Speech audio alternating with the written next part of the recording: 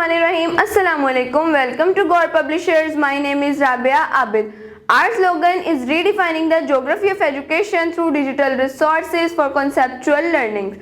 So dear students, in this video lecture we will discuss about Gohar Skill Up series subject Science class 4 unit number 2 plants structure and function. So dear students, आज के इस video lecture का जो हमारा SLO है वो ये है कि at the end of this video lecture you will be able to tell me कि फ्लावर्स के मेन पार्ट्स कौन कौन से हैं, उनके क्या क्या फंक्शन हैं और किस तरह से वो तमाम प्लांट्स के पार्ट उन्हें ग्रो करने में और उन्हें अगेन रिप्रोड्यूस करने में हेल्प आउट करते हैं. सो डियर स्टूडेंट्स, चलें हम अपना आज का वीडियो लेक्चर शुरू करते हैं.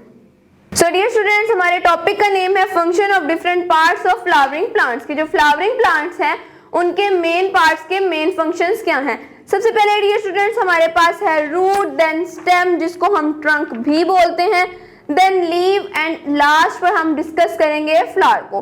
सबसे पहले डियर स्टूडेंट्स हम डिस्कस करते हैं रूट्स को. रूट्स क्या होती हैं डियर स्टूडेंट्स? रूट्स जो होती हैं वो किसी भी प्लांट की, किसी भी ट्री की, चाहे वो फ्लावरिंग हो चाहे वो नॉन फ्लावरिंग हो, उनकी मेन पार्ट और प्राइमरी पार्ट होता है. डियर स्टूडेंट्स, जब भी हम किसी सीड को सो करते हैं तो सबसे पहले उसकी रूट्स जनरेट होती हैं और वही रूट्स उसको ग्रो करने में हेल्प करती हैं. अब डियर स्टूडेंट्स, रूट्स किस तरह से ग्रो करने में हेल्प करती हैं? अगर हम किसी सीड को सो करते हैं मिट्टी में या सॉइल में तो उसकी रूट्स जो हैं वो नीचे की तरफ जाती हैं, नीचे की तरफ ग्रो करती हैं, ना कि सीड के ऊपर की तरफ ग्रो करती हैं. सो डियर स्टूडेंट्स, जब वो नीचे की तरफ ग्रो करती हैं ग्राउंड के अंदर ही, सॉइल के अंदर ही, तो वो सॉइल में से न्यूट्रिएंट्स अब्सॉर्ब करती हैं और वो न्यूट्रिएंट्स जो है वो सीड को मजीद फर्दर ग्रोथ में हेल्प करता है.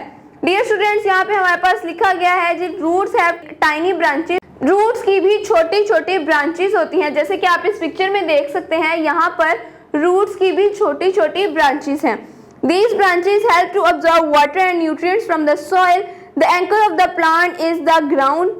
Some roots such as carrots, turnip, etc. are also store fruits.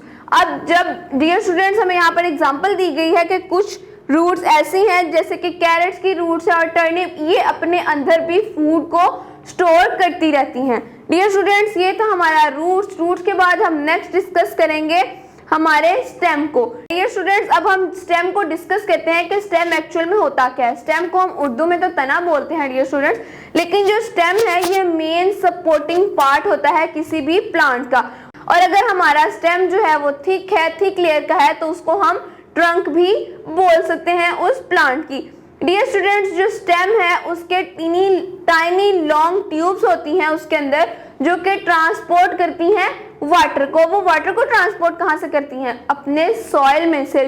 जो रूट्स में से उन्हें पानी मिलता है, उसी पानी को जो स्टेम है वो ट्रांसपोर्ट करता है और न्यूट्रिएंट्स को भी उसके साथ ही सपोर्ट करता है, क्योंकि अगर स्टेम ग्रो करेंगे तो उसके साथ ही हमारा लीफ बनेगा और लीफ बनेगा तो उसमें फ्लावर क्रिएट होगा. डियर स्टूडेंट्स, इसके बाद है it grows a new leaf, flower and fruit. यही हमने अभी डिस्कस किया कि जब हमारा स्टेम को प्रॉपर तरीके से पानी मिलेगा, प्रॉपर फूड मिलेगी और सनलाइट मिलेगी तो वो प्रॉपरली ग्रो करेगा, और जब वो ग्रो करेगा तो उसमें लीव्स भी बनेंगे और लीव्स के साथ साथ ही उसमें फ्लावर भी बनेगा और देन वो फ्रूट में भी कन्वर्ट हो सकता है. डियर स्टूडेंट्स, इसके बाद हम लीव को डिस्कस करेंगे कि लीव का स्ट्रक्चर क्या होता है और लीव का क्या फंक्शन है फ्लावरिंग प्लांट में. डियर स्टूडेंट्स, लीव जो है उसमें छोटी छोटी वेन्स होती हैं. आपने बाज़-औक़ात नोटिस भी किया होगा डियर स्टूडेंट्स कि जो लीफ है उसके अंदर वेन्स टाइप जो है वो बना होता है, लेकिन वो उसमें हमारी वेन्स में तो ब्लड सर्कुलेट करता है, लेकिन जो लीव की वेन्स हैं उसके अंदर वाटर सर्कुलेट करता है. डियर स्टूडेंट्स, जो वाटर और मिनरल्स होते हैं वो स्टेम कैरी करता है और उसके बाद वो तमाम लीफ के प्लांट्स में उसको डिस्ट्रीब्यूट कर देता है. यानी कि स्टेम ट्रांसपोर्ट करता है वाटर को लीव्स में और लीव्स के अंदर जो उसके वेन्स टाइप स्ट्रक्चर बना होता है उससे पूरे लीव में जो है वो वाटर सर्कुलेट होता रहता है. Dear student, leaves are the major organ that makes food for the plants. Leave जो है वो मेजर सोर्स होता है जिससे कि वो खुराक बना सकता है अपने पौधे के लिए, क्योंकि डियर स्टूडेंट जो सनलाइट है वो ऑब्जॉर्ब करता है लीफ, और लीफ जब सनलाइट ऑब्जॉर्ब करता है तो उसके बाद वो स्टेम में और स्टेम से रूट्स में और उसके बाद जो है वो मजीद ग्रोथ करता है और उसमें जो है वो मेन पार्ट भी बन जाता है फ्लावर का. Dear students, they convert light energy into chemical energy of food. Then during the process of photosynthesis, leaves also release oxygen into the air. और जो एयर में ऑक्सीजन रिलीज होती है वो भी लीव्स के थ्रू ही होती है। डियर स्टूडेंट्स, इसके बाद हमारे पास लास्ट पार्ट है, वो है फ्लावर।